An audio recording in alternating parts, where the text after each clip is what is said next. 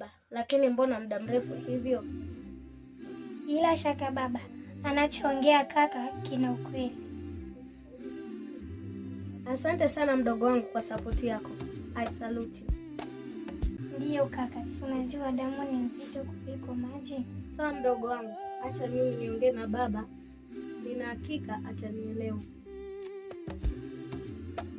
Kila laheri kaka. Wewe ni mtoto wa kiume. Sina shaka kwa hilo. Niaminie mimi dadangu, nitauwakilisha vyema.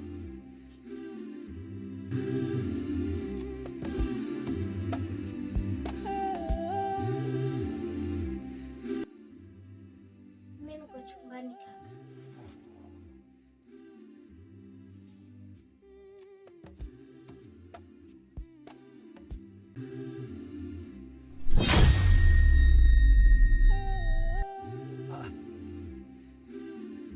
Wewe mbona unaniangalia hivyo?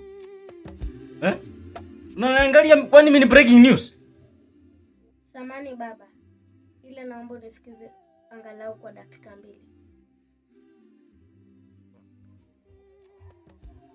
Nyinyi. Na wewe nusu dakika sikupi ngo.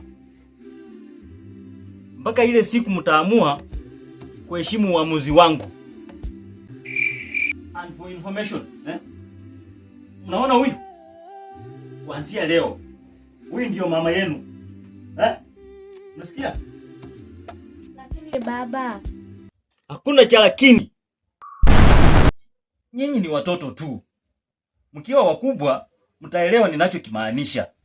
My word is final. Baba, mbona umebadilika ghafla? Najua sina umuhimu tena kwako. Lakini kumbuka mimi ni mtoto wako na mama yangu alikuwa mke wako. Baba, kumbuka ulivyokuwa unatupenda. Maisha yalibadilika punde tu mama alivyoaga. Majirani hawatutaki, marafiki wanatutoroka. Baba, wewe ndo tulikuwa tumetegemea, lakini tunashangaa wewe ni msaliti baba. Hebu ingia kitchen umalizie kazi. Sawa. I love you. I love you too.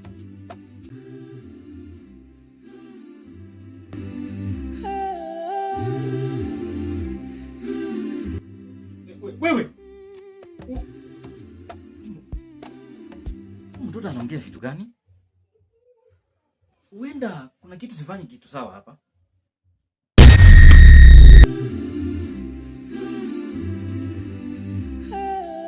Hapa, this is a challenge. Mtoto anajaribu kunipea challenge. I have to think about it.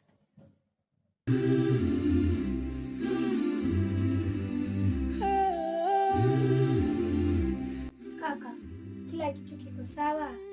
Kaka, kuna nini? Lakini mbona sisi? Kwani tulimkosea nini Mungu? Hapana, usiseme hivyo. Unamkufuru Mungu.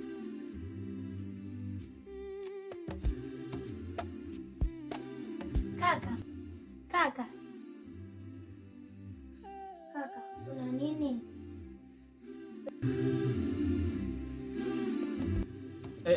Wanangu. Makosa ni yako.